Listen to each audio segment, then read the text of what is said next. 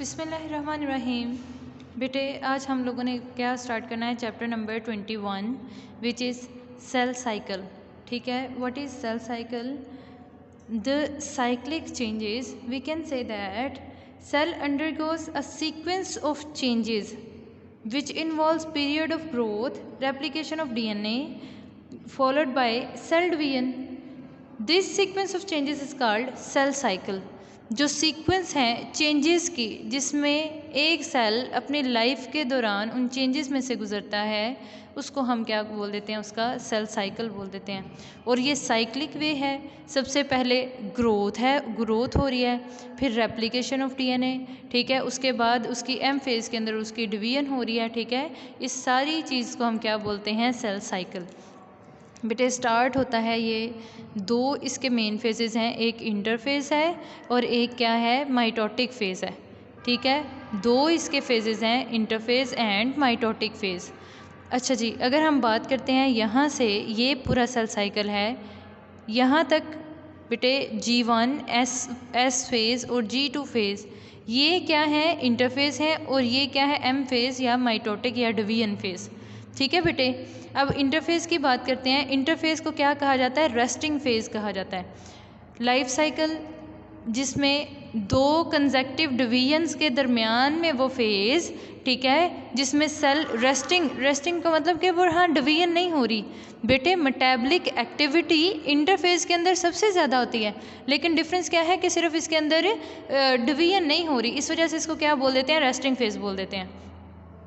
Interphase further divide करता है 3 phases के अंदर, हम कह सकते हैं 4 फेजेस के अंदर मेन 3 फेजेस हैं। ठीक है, जिसमें अंदर G1 फेज़ है, S फेज़ और G2 फेज़। ठीक है बेटे, अगर हम बात करते हैं G1 फेज़, G1 को हम क्या देते हैं? G1 phase is gap 1 phase, S phase is synthesis phase and G2 phase is gap 2 phase. ठीक है बेटे, G1 फेज़ गैप 1 फेज़ में क्या होता है? मेटाबॉलिक एक्टिविटी क्या हो रही है? बहुत ज़्यादा होती है। सेल इसमें ग्रो करता है नॉर्मली, और इसमें स्पेसिफिक एंजाइम सिंथेसाइज होते हैं। ठीक है, और डीएनए के बेस यूनिट्स यानी कि न्यूक्लियोटाइड्स इक्यूमुलेट हो जाते हैं, किसके लिए? डीएनए की सिंथेसिस के लिए। बेटे इसको ये कह सकते हैं कि G1 फेज़ में हर वो चीज़ बनती है जो एस फेज़ के लिए चाहिए। ठीक है, जो एस फेज़ के लिए चाहिए, जिस तरह से एस फेज़ में क्या होनी है? सिंथेसिस होनी है, डुप्लीकेशन होनी है, किसकी? डीएनए की। देखो ये हमारे पास एक सेल था, ठीक है, वो किस में आया? G1 फेज़ में आया। G1 फेज़ में वो नॉर्मली क्या करेगा? साइज़ में ग्रो करेगा, और इसमें कुछ चीज़ें बनेंगी जो किसके लिए चाहिए? एस फेज़ के लिए चाहिए। एस फेज़ में इसने डुप्लीकेट करना है। ठीक है, इस वजह से यहाँ पे न्यूक्लियोटाइड्स भी चाहिए जो डुप्लीकेशन के लिए चाहिए होंगे, और वो कब बनेंगे? G1 फेज़ के अंदर ही वो बनेंगे। समझ आ गई है? अब कुछ सेल जिनमें डिवीजन नहीं होनी, जिनमें मेटाबॉलिक एक्टिविटी, या हम ये कह सकते हैं जो फर्दर ये वाला प्रोसेस, डुप्लीकेशन का प्रोसेस उसने नहीं करना, डिवीजन का प्रोसेस उसने नहीं करना, वो कहाँ चला जाएगा? G0 फेज़ के अंदर चला जाएगा। वो बेटे इसकी एग्जांपल हमारे पास क्या है? नर्व सेल्स हैं, और आई लेंस के जो सेल्स हैं वो फर्दर डिवाइड नहीं करते, और वो कहाँ चले जाते हैं? G0 फेज़ के अंदर चले जाते हैं। ठीक है बेटे, और कुछ जो हैं वो कुछ अरसे के लिए जाएंगे G0 फेज़ के अंदर, और फिर उसके बाद दोबारा उसको डिवाइड करवाया जा सकता है, दोबारा डिवीजन की कैपेबिलिटी उनकी होती है। जैसे हमारी स्किन है, ठीक है, स्किन के सेल्स, उसको क्या करवाया जा सकता है? उनमें डिवीजन होनी है, कुछ देर के लिए वो G0 फेज़ में जाएंगे और टेम्पररीली, और उसके बाद वो फिर वापस किस में आ जाएंगे? डिवीजन के फेजेस के अंदर आ जाएंगे। समझ आ गई है? और हो सकता है कि कुछ डेज़ तक, कुछ वीक्स तक वो डेवलपमेंट या उनकी डिवीजन क्या है? सीज रहे, और कुछ सेल्स की कब रहती है? लाइफ टाइम तक रहती है। जैसे नर्व सेल्स हैं और आई लेंस के सेल्स हैं, वो लाइफ टाइम तक कहाँ क्या रहते हैं? उनकी सीज रहती है डिवीजन। ठीक है, अब G1 फेज़ के बाद कौन सा फेज़ आ गया बेटे? एस फेज़ आ गया, सिंथेसिस फेज़ आ गया, जिसमें क्या हो रही है? डीएनए की डुप्लीकेशन हो रही है। क्या हो रही है बेटे? डीएनए की डुप्लीकेशन हो रही है, डीएनए की सिंथेसिस हो रही है, और क्रोमोसोम नंबर क्या हो जाएगा? डबल हो जाएगा इस फेज़ के अंदर। ठीक है, उसके बाद इसमें सिर्फ ये डुप्लीकेशन होगी, उसके बाद क्या स्टार्ट हो जाएगा, gap 2 phase, pre mitotic phase start हो जाएगा। ठीक है, और प्री माइटोटिक फेज मतलब कि इसने स्टार्ट करवाना है जो एम फेज है उसके लिए सेल को तैयार करवाना है। ठीक है, इस वजह से इसको क्या बोलते हैं, G2 फेज बोलते हैं। ठीक है बेटा। अच्छा जी, उसके बाद इसमें एनर्जी स्टोर होती है, क्रोमोसोम की मूवमेंट के लिए इसके अंदर एनर्जी स्टोर होगी। माइटोसिस के लिए जो स्पेसिफिक प्रोटीन्स हैं वो इसके अंदर बनेंगे। आरएनए और माइक्रोट्यूब्यूल के यूनिट्स हैं यानी कि स्पिंडल फाइबर्स हैं वो इसके अंदर बनेंगे। 3 बेसिक फंक्शन इसके हम लोगों ने पढ़ लिए हैं कि इसमें क्रोमोसोम मूवमेंट की एनर्जी स्टोर होगी, माइटोसिस के लिए स्पेसिफिक प्रोटीन्स बनेंगे और आरएनए और माइक्रोट्यूब्यूल्स के सब यूनिट्स बनेंगे जो क्या हैं, स्पिंडल फाइबर्स हैं। ठीक है, उसके बाद सेल प्रोसीड कर जाएगा नेक्स्ट फेज तक जो क्या है, division phase which is M phase. इस इधर मैंने लिखा नहीं है लेकिन बेटे ये यहाँ से कौन सा स्टार्ट हो जाता है, एम फेज यानी कि डिवीजन फेज इसमें स्टार्ट हो जाएगा। ठीक है, अब बेटे ध्यान से ये चीज़ सुनना कि हर स्टेज के ऊपर G1 फेज है, हर स्टेप के ऊपर G1 है, S है, G2 फेज है, M फेज है, हर एक के स्पेसिफिक चेक पॉइंट्स होते हैं बेटे, वो जो डिटर्मिन करते हैं, क्या बेटे डिटर्मिन करेंगे कि जो काम है वो प्रॉपर चैनल हो रहा है या नहीं हो रहा। ठीक है बेटे, चेक पॉइंट का क्या काम है कि काम ठीक तरीके से हो रहा है या नहीं हो रहा। अब इन वेरिएबल्स की जो लेंथ है वो चेंज करती है। ठीक है, चेंज कैसे करेगी बेटे, जो ह्यूमन सेल है उसमें एवरेज सेल साइकिल कितनी देर का होता है, 24 आवर्स का होता है। माइटोसिस जो डिवीजन का फेज है वो कितनी देर का है, 30 मिनट्स का। G1 कितने का है, 9 आवर्स का। S फेज कितनी देर का है बेटे, 10 आवर्स का। G2 फेज बेटे कितनी देर का है, 4.5 आवर्स का। तो सेल साइकिल कितनी देर का है, 24 आवर्स का है। लेकिन यीस्ट के अंदर ये कितने देर का है, 90 मिनट्स का। ये आपको MCQs भी आ सकता है, शॉर्ट क्वेश्चन में भी आ सकता है। ठीक है, तो ये चीज़ आप लोगों ने याद रखनी है कि ये जो फेजेस हैं ये कितने मिनट्स के हैं और ह्यूमन के अंदर ये कितनी देर का है, वो 24 आवर्स का है और यीस्ट के अंदर ये कितनी देर का है, 90 मिनट्स का है। ठीक है बेटे, ध्यान से सुनना, इम्पोर्टेंट टॉपिक है, लॉन्ग क्वेश्चन के तौर पे आ सकता है। नेक्स्ट ये जो हमारा टॉपिक है क्या है, माइटोसिस। बेटे माइटोसिस क्या है, सेल डिवीजन की टाइप है। ठीक है, और ये इंश्योर करवाती है कि जो सेम नंबर ऑफ क्रोमोसोम्स रहें किस में, डॉटर में और पेरेंट सेल में। डॉटर सेल्स और पेरेंट सेल के अंदर सेम नंबर ऑफ क्रोमोसोम रहें, इसको कौन इंश्योर करवा रहा है, उसको माइटोसिस इंश्योर करवा रही है। ठीक है बेटे, मेजर स्टेप जो हैं वो सिमिलर हैं किसके साथ, प्लांट्स के साथ, और कुछ जो हैं बेटे इनके डिफरेंसेस भी हैं। ठीक है, मेजर स्टेप इनके सबके सेम होते हैं लेकिन साइटोकाइनेसिस के अंदर कुछ हैं जो थोड़े से डिफरेंट हैं। ठीक है, अब हैप्लॉइड सेल के अंदर भी माइटोसिस हो सकती है और डिप्लॉइड सेल के अंदर भी माइटोसिस हो सकती है। ठीक है बेटे, अब माइटोसिस में 2 तरह की डिवीजन होती है, कैरियोकाइनेसिस और साइटोकाइनेसिस। पहले क्या होती है, कैरियो। अच्छा, आपको याद होगा प्रो कैरियोट्स और यू कैरियोट्स में आपको कैरियो का मतलब तो पता चल गया होगा। कैरियोन का मतलब क्या होता है, न्यूक्लियस होता है, और काइनेसिस मतलब कि ब्रेक डाउन। तो कैरियोकाइनेसिस का मतलब क्या हुआ, न्यूक्लियस की ब्रेक डाउन, या यहाँ पे काइनेसिस का मतलब होता है डिवीजन। इसका मतलब क्या होगा, न्यूक्लियस की डिवीजन, और साइटोकाइनेसिस साइटोप्लाज्म की डिवीजन। ठीक है, तो सबसे पहले किसकी होगी, न्यूक्लियस की डिवीजन होगी, और उसके बाद क्या होगी, साइटोप्लाज्म की डिवीजन होगी। ठीक है, तो हम स्टार्ट करते हैं किससे बेटे, कैरियोकाइनेसिस से। कैरियोकाइनेसिस की बात करते हैं। सबसे पहले एनिमल सेल के अंदर सेंट्रियोल की पार्टीशन टेक प्लेस होती है, partition of centriole take place. Centriole क्या है बेटे, यहाँ पे ये देखो, ये जो है ना माइक्रोट्यूब्यूल्स का बना हुआ, ये जो एक दूसरे के साथ 90 डिग्री का एंगल बनाता है बेटे, ये सेंट्रियोल है जो कि डुप्लीकेट करता है और ऑपोजिट पोल पे चला जाता है, जिसके साथ क्या अटैच होते हैं, स्पिंडल फाइबर्स अटैच होते हैं। ठीक है, इनको हम क्या बोलते हैं, सेंट्रियोल। सबसे पहले सेंट्रियोल की डिवीजन टेक प्लेस होगी, उसकी डुप्लीकेशन होगी और दोनों कहाँ चले जाएंगे, सेपरेट पार्ट में चले जाएंगे। ठीक है, अब डुप्लीकेशन सेंट्रियोल की क्या हुई बेटे, डुप्लीकेशन हुई। ठीक है, और इंटरफेस के अंदर ही उसकी डुप्लीकेशन हो जाएगी, लेकिन वो एक ही कहाँ पे रहेंगे, सेंट्रोसोम। सेंट्रियोल्स को क्या बोलते हैं, सेंट्रोसोम कहते हैं। ठीक है, अब वो एक ही जगह पे रहेंगे जब तक क्या नहीं स्टार्ट हो जा, माइटोसिस फेज नहीं स्टार्ट होता।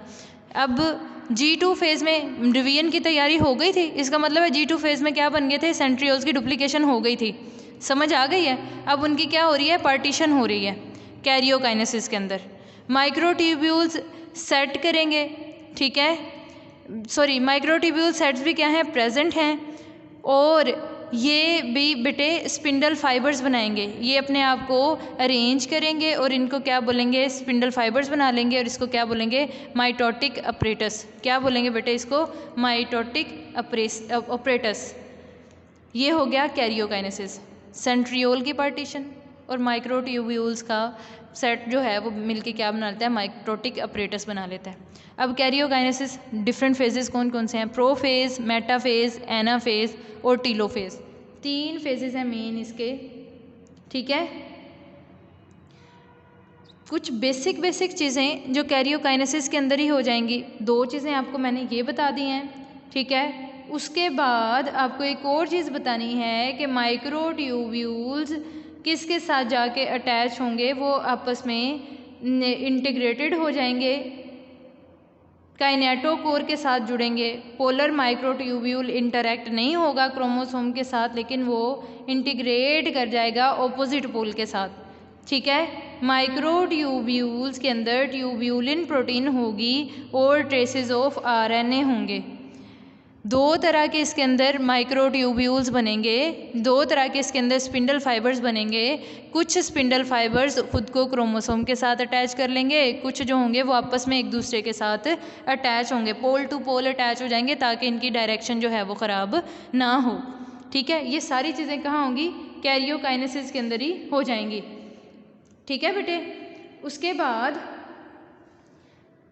प्रोफेज, मेटाफेज, एनाफेज और टीलोफेज। इसकी ना काइनेटोकोर की आपको यहाँ पे ज़्यादा अच्छे तरीके से समझ आएगी, बनेंगे वो यहाँ पे ही, लेकिन समझ आपको यहाँ पे आएगी, इसलिए मैं आपको यहाँ आके बताऊँगी। ठीक है बेटे, तो प्रोफेज, मेटाफेज, एनाफेज और टीलोफेज से स्टार्ट करते हैं हम। प्रोफेज से, प्रोफेज में क्या होता है, इंटरफेज के अंदर ही एक चीज़ हो चुकी थी, नॉन डिवाइडिंग फेज के अंदर ही विजिबल जो हो गए थे, क्या क्रोमोसोम्स विजिबल नहीं थे, इलेक्ट्रॉन माइक्रोस्कोप के ज़रिए से देख सकते थे। फिर डीएनए का नेटवर्क बना और फाइन थ्रेड्स बने, और उन्होंने अपने आप को क्या बना लिया, क्रोमोसोम बना लिया या क्रोमेटिन। देखो, जब थ्रेड थे तो क्रोमेटिन मटेरियल था, जब वो कॉम्पैक्ट हो गए फिर वो क्या बन गया, फिर वो क्रोमोसोम्स बन गए डेफिनेटली। ठीक है बेटे, तो प्रोफेज के अंदर हमें क्या चाहिए, क्रोमेटिन क्या करे, अपने आप को क्या बना ले, क्रोमोसोम बना ले। जो थिन थ्रेड्स थे वो क्या हो जाएं, क्रोमोसोम की फॉर्म ले लें, ताकि उनकी डुप्लीकेशन हो जाए और फिर उसको हम डिवाइड कर सकें। ठीक है बेटे, अब क्रोमेटिन मटेरियल कंडेंस होगा, फोल्डिंग होगी, क्रोमोसोम अपीयर हो जाएंगे किसकी फॉर्म में, थ्रेड की फॉर्म में, जिनकी लेंथ कितनी होगी 0.25 माइक्रोमीटर से लेके कितनी 50 माइक्रोमीटर इन लेंथ वो हो जाएंगे। ठीक है, किसके अंदर, प्रोफेज के अंदर ही। फिर chromosome more and more thick होते जाएंगे। ठीक है, ये इंटरफेज में था, तो ये अर्ली प्रोफेज के अंदर ये थ्रेड्स बनने लग गए। फिर लेट प्रोफेज के अंदर ये मोर एंड मोर कंडेंस होते चले गए। ठीक है, और ये सिस्टर क्रोमेटिड्स एक दूसरे के साथ अटैच हो गए सेंट्रोमियर के ज़रिए से। ठीक है बेटा, और इनका जो न्यूक्लियर इन्वेलप है वो भी क्या हो गया, डिसअपेयर हो गया, न्यूक्लियोलाई डिसअपेयर हो गया। माइटोटिक अपरेटस ऑर्गेनाइज हो गया, सेंट्रियोल्स के साथ स्पिंडल फाइबर्स भी जुड़ गए, और क्रोमेटिड्स जो हैं वो सेंट्रोमेयर के साथ एक दूसरे के साथ जुड़ गए, सेंट्रोमेयर के साथ उनके एक नीचे वाली साइड पे काइनेटोकोर भी जुड़ गया। समझ आ गई है बेटे? इस तरह से इन्होंने क्रोमोसोम की फॉर्म ले ली। और साइटोप्लाज्म अब विस्कस हो गया ना, ज़्यादा गाढ़ा हो गया। क्यों? क्योंकि न्यूक्लियर इन्वेलप भी टूट गया और ये सारा कुछ भी कहाँ चला गया? साइटोप्लाज्म के अंदर ही चला गया। ठीक है बेटे? उसके बाद स्टार्ट करते हैं हम मेटाफेज को। मेटाफेज के अंदर क्या होगा? क्रोमोसोम डुप्लीकेट, क्रोमोसोम क्या करेंगे? डुप्लीकेट करेंगे। अब इसके जो एक दूसरे के साथ सेंट्रोमेयर के साथ जुड़े थे वो दोनों, एक तो क्रोमेटिड्स थे ना, अब उन्होंने मिलके क्या बना लिया? 2 सिस्टर क्रोमेटिड एक दूसरे के साथ जुड़ेंगे। ठीक है? और वो क्या बनाएंगे? प्राइमरी कॉन्स्ट्रिक्ट्स बनाएंगे। ठीक है? और क्रोमोसोम के ऊपर स्पेशल एरिया के साथ वो जुड़ जाएंगे जिसको हम क्या बोलेंगे? काइनेटोकोर। ठीक है बेटा? ये देखें, जिस तरह ये क्रोमोसोम है, दोनों क्रोमेटिड्स आपस में एक दूसरे के साथ जुड़े हैं। किसके ज़रिए से? सेंट्रोमेयर के ज़रिए से। और इसके नीचे क्या है? काइनेटोकोर की प्लेट है जिसके साथ क्या अटैच होते हैं? स्पिंडल फाइबर्स अटैच होते हैं। तो ये कब होगा? माइटोसिस में ये होगा। दोनों क्रोमेटिड्स आपस में जुड़ेंगे एक सेंट्रोमेयर के साथ। ठीक है? और इनके साथ क्या अटैच होगी? ये प्राइमरी कॉन्स्ट्रिक्ट्स थे ना, क्रोमेटिड्स क्या थे? प्राइमरी कॉन्स्ट्रिक्ट्स थे। ये एक दूसरे के साथ जुड़ेंगे किसके ज़रिए से? सेंट्रोमेयर के ज़रिए से एक दूसरे के साथ ये जुड़ जाएंगे। ठीक है बेटे? और इनके नीचे क्या है? काइनेटोकोर है, जो स्पेसिफिक अरेंजमेंट है किसकी? काइनेटोकोर फाइबर्स की। और ये जो माइटोटिक अपरेटस था, यानी कि सेंट्रियोल्स के साथ स्पिंडल फाइबर्स अटैच हुए थे, वो स्पिंडल फाइबर्स आके किसके साथ अटैच होंगे? इधर काइनेटोकोर के साथ आके अटैच हो जाएंगे। ठीक है? काइनेटोकोर फाइबर्स इसके साथ स्पिंडल अटैच होंगे, इनको क्या बोलेंगे?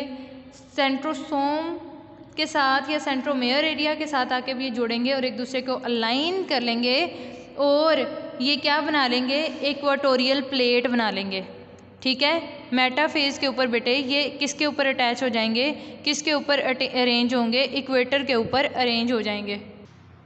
बेटे ये एक दूसरे को अरेंज हो जाएंगे किसके ऊपर? इक्वेटर के ऊपर। तो ये क्या बना लेंगे? इक्वेटोरियल प्लेट बना लेंगे। इसको हम क्या बोलते हैं? ये कब होगा? मेटाफेज के ऊपर। मेटाफेज के अंदर क्या हो जाएगी? इक्वेटोरियल प्लेट बन जाएगी। ठीक है बेटे? और काइनेटोकोर, ये 2 फाइबर्स हर एक के साथ वो अटैच हो जाएंगे, एक इस साइड से और एक इस साइड से। दोनों पोल से जो स्पिंडल फाइबर्स हैं वो एक क्रोमोसोम के साथ 2 स्पिंडल फाइबर्स अटैच हो जाएंगे। ठीक है? ये तो हो गया हमारा कब तक? मेटाफेज तक। ठीक है? अब नेक्स्ट हम बात करते हैं किसकी? एनाफेज की। ये क्या है? एनाफेज है। समझ आ गई है? अब बेटे एनाफेज के अंदर क्या होता है? जिसमें ये एनाफेज इंश्योर करवाती है कि क्रोमोसोम्स की इक्वल डिस्ट्रीब्यूशन हो जाए। ठीक है? फॉर एग्ज़ाम्पल यहाँ पे हमारे पास कितने थे? 2 क्रोमोसोम्स थे। ठीक है? जब उनकी इंटरफेस में वो क्या हो गई थी? इनकी सिंथेसिस हो गई थी। यहाँ पे क्रोमेटिड्स एक दूसरे के साथ जुड़ गए थे, सिस्टर क्रोमेटिड्स एक दूसरे के साथ जुड़ गए थे और यहाँ पे इक्वेटोरियल प्लेट बन गई थी। यहाँ पे पुलिंग होगी, स्पिंडल फाइबर्स क्या करेंगे? इनको डिवाइड कर लेंगे, डिफरेंट पोल्स की तरफ ले जाएंगे। तो ये एनाफेज इंश्योर करवाती है कि डिस्ट्रीब्यूशन क्या हो? नॉर्मल हो। नॉर्मल का मतलब क्या होगा? कि इक्वल डिस्ट्रीब्यूशन हो जाए। ठीक है? काइनेटोकोर फाइबर्स कॉन्ट्रैक्ट करेंगे, अपने पोल्स की तरफ चले जाएंगे। ठीक है? और फोर्स एक्सर्ट करेंगे कि सिस्टर क्रोमेटिड्स क्या हो जाएं? सेपरेट हो जाएं। तो हाफ सिस्टर क्रोमेटिड्स ट्रैवल कर जाएंगे टुवर्ड्स ईच पोल। ठीक हो गया? उसके बाद हम बात करते हैं किसकी बेटे? टीलोफेज की। टीलोफेज की हम बात करेंगे तो ये टीलोफेज स्टार्ट हो जाती है एनाफेज के फ़ौरन बाद। ऑपोजिट पोल तक वो जैसे ही ये क्रोमोसोम्स ऑपोजिट पोल पे पहुंचेंगे, एनाफेज टर्मिनेट हो जाएगी और टीलोफेज स्टार्ट हो जाएगी। ठीक है? अब क्या होगा? क्रोमोसोम डीकंडेंस हो जाएंगे, उनकी अनफोल्डिंग हो जाएगी और फिर वो क्या बना लेंगे? दोबारा से क्रोमेटिन बना लेंगे। उसके साथ साथ जैसे ही ये क्रोमेटिन बनाएंगे, न्यूक्लियर मेम्ब्रेन दोबारा से अपीयर होगी, माइटोटिक अपरेटस डिसऑर्गेनाइज होगा, न्यूक्लियोलाई और रीऑर्गेनाइज हो जाएगा, न्यू न्यूक्लियाई बन जाएगा, दोनों पोल्स के ऊपर न्यू न्यूक्लियाई बन जाएगा। इसको हम क्या बोलेंगे? टीलोफेज। जब ये प्रोसेस कंप्लीट हो जाएगा टीलोफेज का, फिर उसके बाद क्या स्टार्ट हो जाएगी कि साइटोकाइनेसिस। साइटो मतलब कि सेल, काइनेसिस मतलब कि डिवीजन, साइटोप्लाज्म की डिवीजन स्टार्ट हो जाएगी। साइटोप्लाज्म की डिवीजन में बेटे क्या होगा, लेट टीलोफेज के दौरान जो एस्ट्रल माइक्रोट्यूब्यूल्स थे जो एक दूसरे के साथ अटैच हुए थे ना, वो सिग्नल सेंड करेंगे इक्वेटर रीजन्स को, ताकि वहाँ पे एक्टिन और मायोसिन एक्टिवेट हो जाएं और यहाँ पे क्या बना लें, कॉन्ट्रैक्टाइल रिंग बना लें।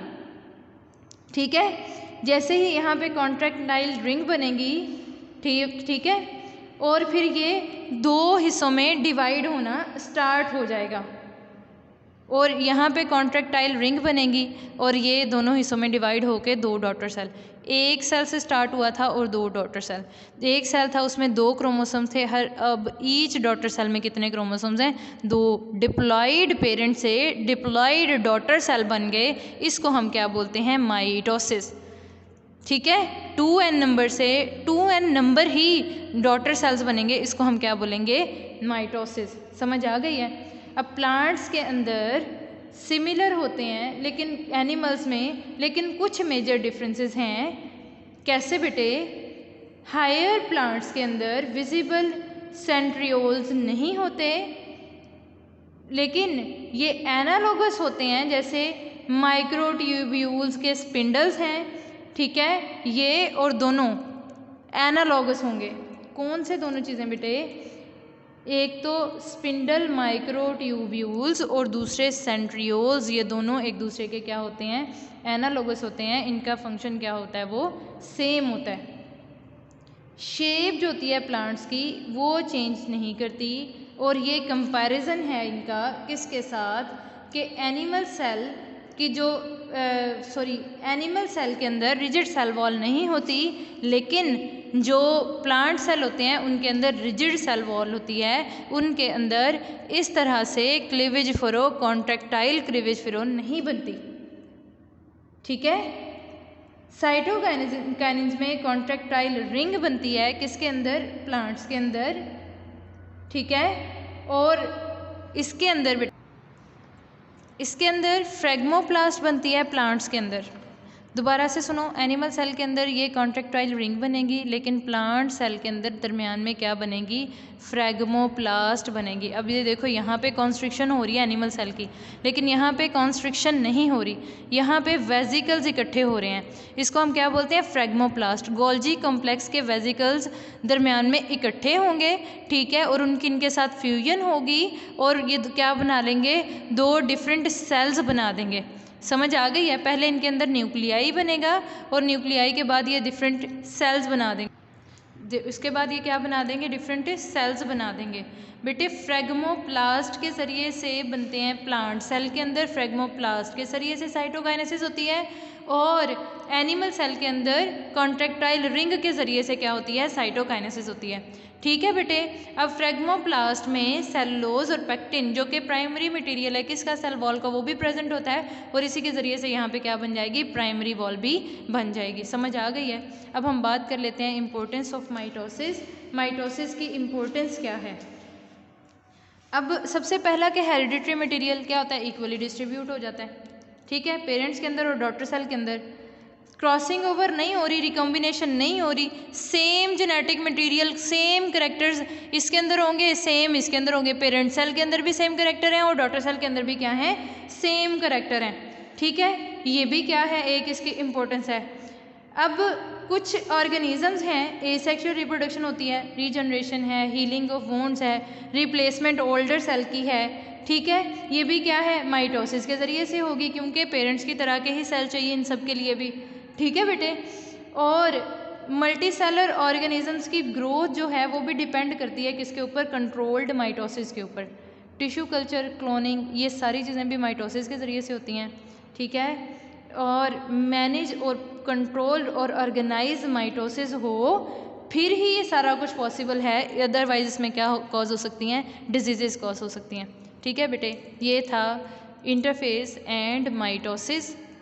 इसकी माइटोसिस की डिज़ीज़ भी कल पढ़ेंगे इंशाल्लाह, और बाकी मियोसिस भी इंशाल्लाह कल पढ़ेंगे। ठीक है बेटे, अल्लाह हाफिज़।